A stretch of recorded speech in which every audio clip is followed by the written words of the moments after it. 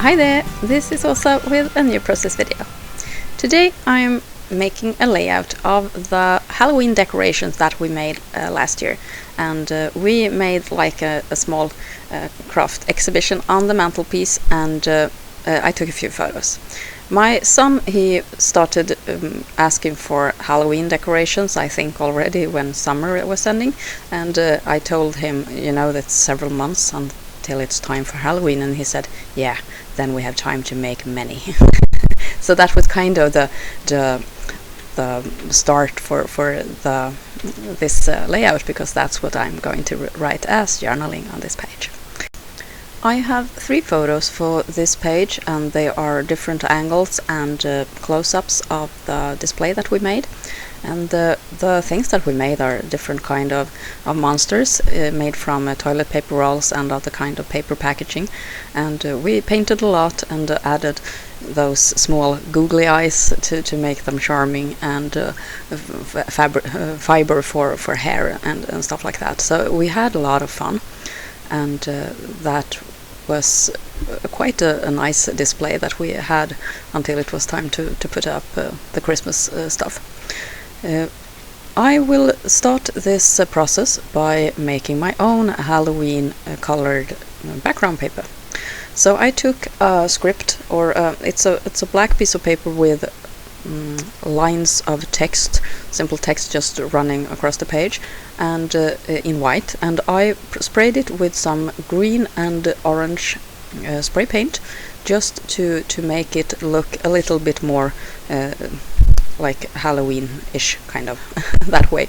And it's one of the mists were a bit glittery, and the other one was just a plain color.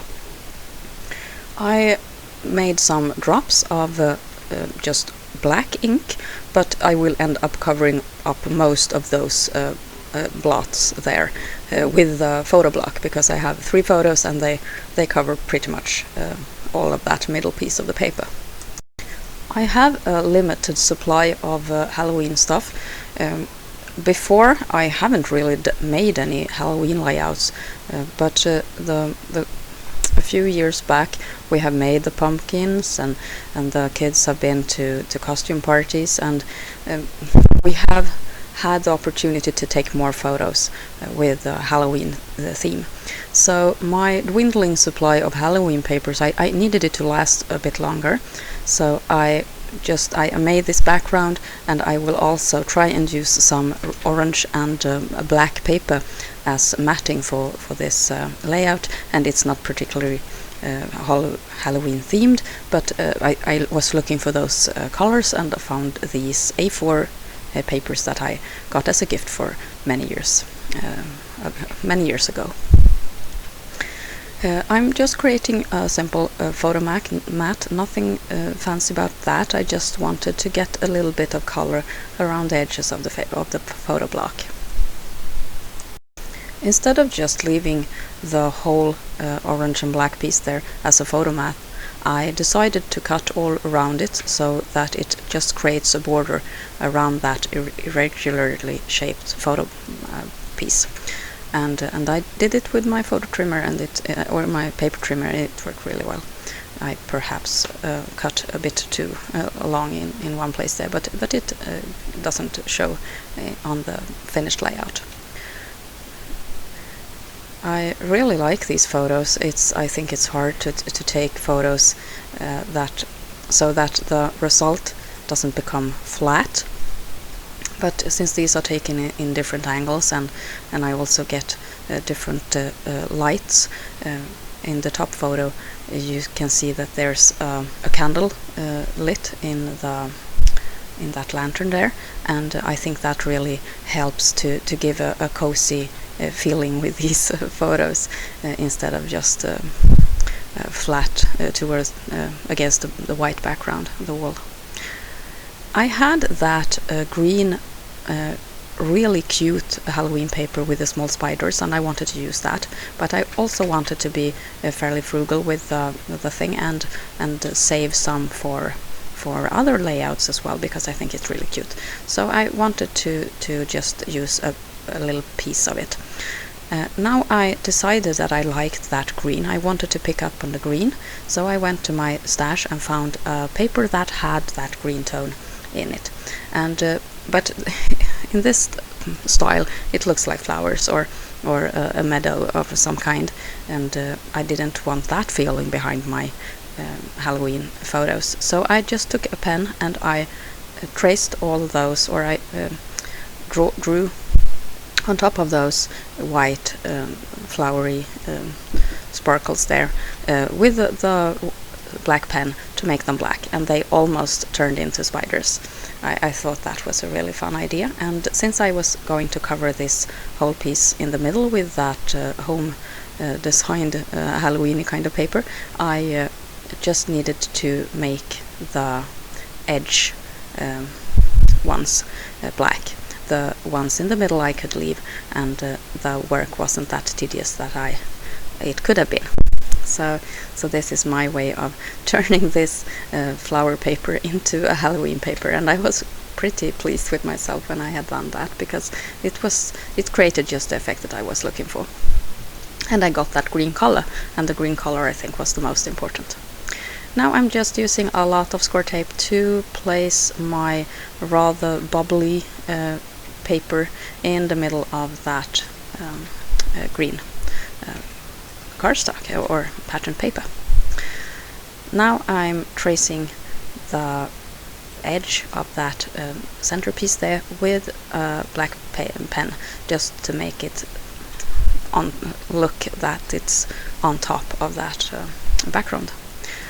And here is the photo piece. Now you can see that I will cover up most of those dots, or the black dots there, with the centerpiece. And here is that spider paper that will go below the photo block. And I will also use it in another spot, just to make it more visible and to make it a larger part of the design. So even though that piece isn't regularly cut, I will use it as it is and just place it below my photos. And by doing this, I have the foundation for my layout, and I'm centering the photo piece there. Oh, I'm not centering the photo piece. I'm placing it a little bit more to the right, to be able to show the background a bit more in a bigger piece on the left side. Using a circle punch, I'm making two elements of that spider paper, so that I can use those as embellishments. And I'm also using that orange and black flower paper that I used for the photo mat. I'm using that to ground my starting cluster in the left corner. So that will have both the spider paper and that background paper. I'm doing the same with the circle. So I'm looking for the color, and I found that this flower paper worked really well.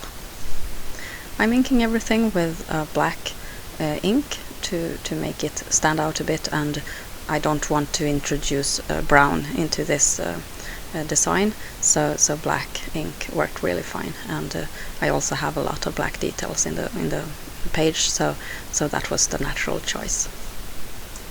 If you remember, a while back I made a cat layout with our cat Cosmos, the black cat, and I had made a whole sheet of cutouts on the cameo in black cardstock, and I got a whole lot of those left, and I had placed them in a little bag in my Halloween and autumn supply stash, and now it was time to use those up. So I had a tombstone and a couple of bats, and if you look closely on the upper photo, you see that I had placed bat silhouettes on the wall, and we cut those out with the silhouette as well, and I thought that was really fun detail to continue that pattern of flying bats onto the layout with similar black silhouettes. So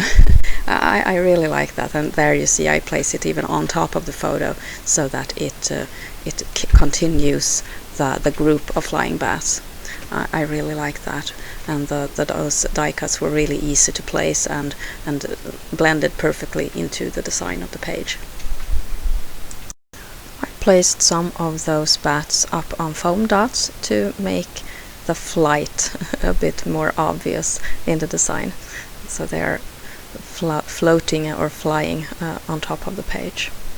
And then it's time for the title, and I just wrote Halloween in a kind of a playful font. It's not Halloween inspired in any way, it's just playful and a bit whimsical, nothing strict or anything like that. Just big and bold, and making a really nice statement there on the lower part of the page. I have a white space in that lower left photo above that paper pumpkin there, and there I will place my title. It is not on video, but you will see it here in the finished page. I just hand wrote with my white Uniball Signo pen that memory that I mentioned earlier, that my son wanted to start making Halloween decorations just when summer ended. And I also added a little piece there with the date and the year. Thank you so much for watching. I hope to see you soon here in my channel again. Take care. This is Åsa. Bye.